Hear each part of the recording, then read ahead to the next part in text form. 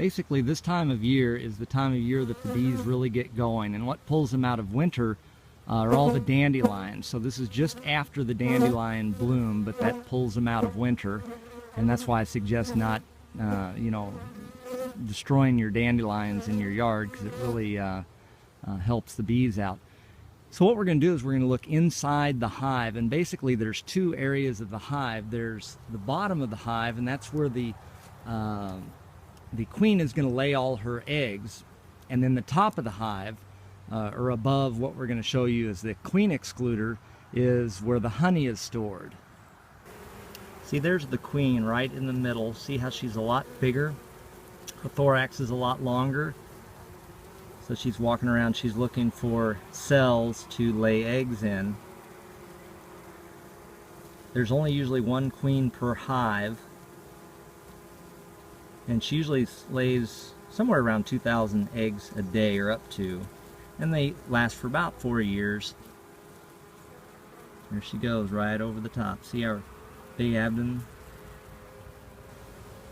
Now, if you can look inside each frame where the queen is laying her eggs, you'll see, maybe down in there, you'll see the little dots down in the bottom. Those are the eggs that have been laid.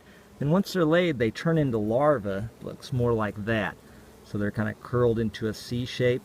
And then at a certain point, the bee will cap off the larva, and then they will continue to grow. And then when they come out, let me see if I can find one coming out. No, I don't see one coming out, but that's basically the life cycle of the bee, and that's how they grow so fast. And this is nectar. See the shiny? That's the nectar in the frame. And then down here, that yellow stuff, that's the pollen. That's the pollen that they've collected.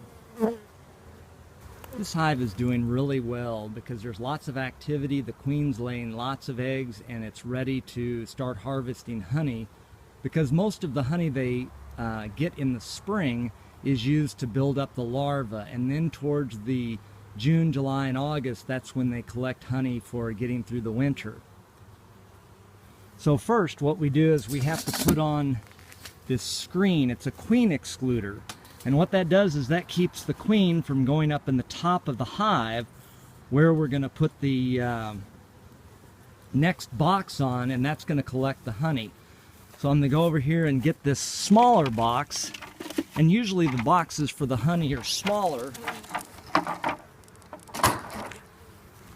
Now I've put the smaller box on top of the hive with the queen excluder between the two, and this now allows the bees to now start collecting honey and storing it in the top.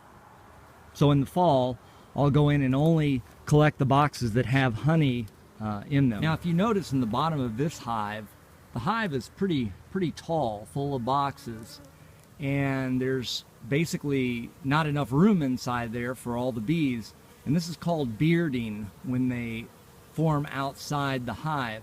And sometimes this is a sign that they're getting ready to swarm, because there's just too many bees, and this is their way of reproducing. Now we're watching the bees come home from collecting both nectar and pollen. The pollen is the protein part of the plant, and the nectar is the liquid. The nectar becomes honey, and they use the pollen to build up their brood.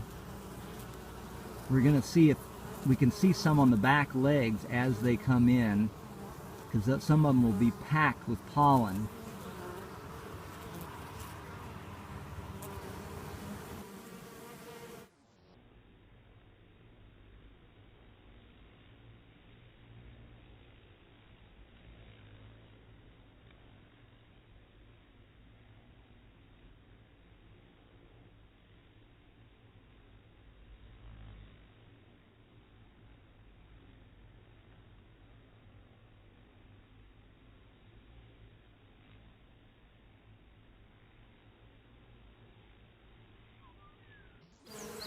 There goes the bee with some pollen on the back legs.